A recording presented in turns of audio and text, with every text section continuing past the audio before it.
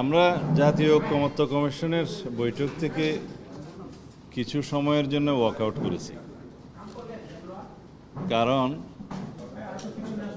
আপনারা সবাই জানেন যে দেশে যাতে আর কখনো স্বৈরতন্ত্রের উদ্ভব না হয়, ফ্যাসিবাদের উৎপত্তি না হয়, সেই লক্ষ্যে বিধান প্রণয়ন করার জন্য জাতীয় ঐকমত্য কমিশনের মাধ্যমে সকল রাজনৈতিক দল এবং অংশীজনের সাথে আলাপ আলোচনায় কিছু কিছু মৌলিক বিষয়ে, সাংবিধানিক সংশোধনের মৌলিক বিষয় এবং অন্যান্য বিষয়ে যে ঐকমত্য প্রতিষ্ঠার চেষ্টা চলছে, তার মধ্যে আমরা সর্বোচ্চ সহযোগিতা করে যাচ্ছি। কিন্তু আমাদের অবস্থানটা আমি একটু পরিষ্কারভাবে বলি, আমাদেরই প্রস্তাব মতে যাতে কোনো ব্যক্তি 10 বছরের বেশি প্রধানমন্ত্রীর পদে বহাল না থাকেন, সে যত মেয়াদেই হোক বা যতবারই হোক, সেই প্রস্তাব আমরা দিয়েছি এবং সেটা গৃহীত হয়েছে। তাতে আমরা একটা কন্ডিশন দিয়েছিলাম যে অন্যান্য যে সাংবিধানিক প্রতিষ্ঠান এবং কিছু সংবিধিবদ্ধ প্রতিষ্ঠানের নিয়োগের জন্য যে কমিটি করার কথা বলছে এবং সংবিধানে রাখার কথা বলছে, সেই বিষয়ে আমরা একমত নই।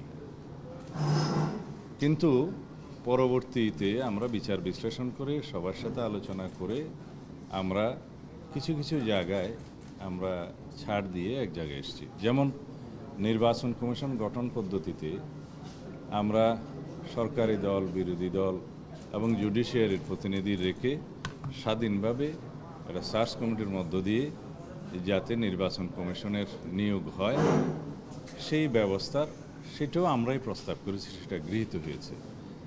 তাতে করে নির্বাচন কমিশন নির্বাহী বিভাগের প্রভাবমুক্ত হয়ে সত্যিকার কার্যকরভাবে স্বাধীনতা ভোগ করবে এবং স্বাধীনভাবে নির্বাচন পরিচালনা করতে পারবে। এটা গেল 2।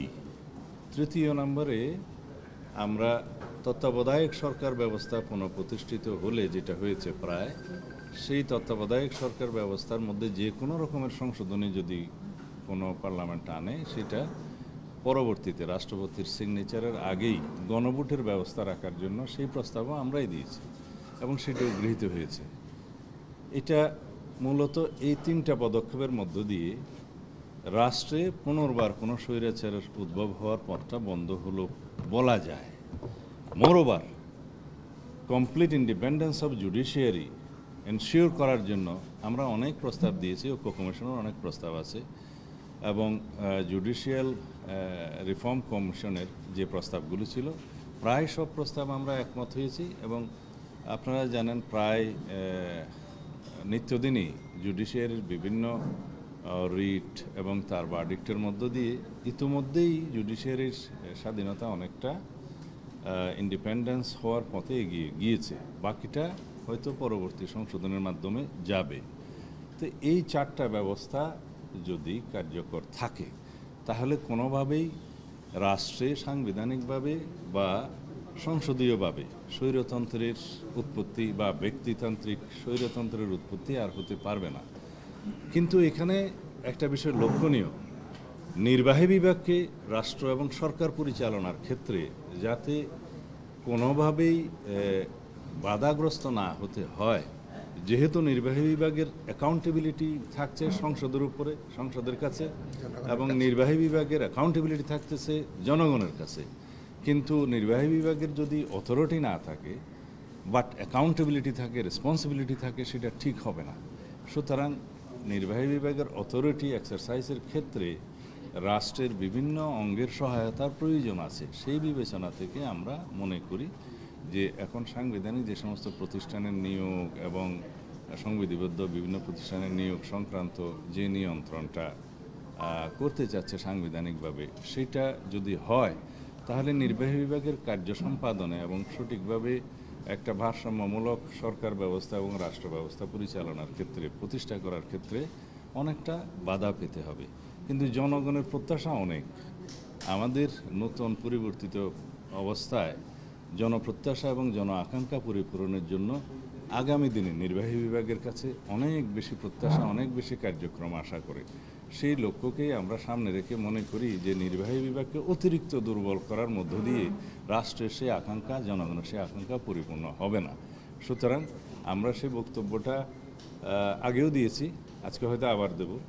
সেটার বিবেচনা আমরা মনে করি সেই আলোচনায় আমরা অংশগ্রহণ না করাই উত্তম। ধন্যবাদ। কিছু সময়ের জন্য ওয়াকআউট বলাই যায়, অবশ্যই যাব।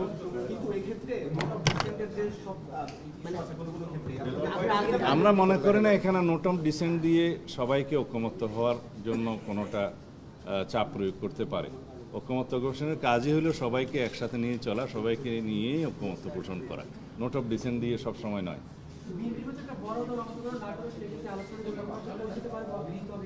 পরবর্তী আলোচনা অংশ নেব, এই বিষয়টা বাকি থাকলো। সব বিষয়ে ঐকমত্য প্রতিষ্ঠা হবে এমন তো কেউ শপথ নাই। আর গণতন্ত্রের ভাষা কি, যে সব বিষয়ে হয়তো আমরা ঐকমত্য পোষণ করতে পারবো না, দ্বিমত থাকবে, ভিন্ন মত থাকবে। সেই জন্যই তো সংগ্রাম করেছি আমরা।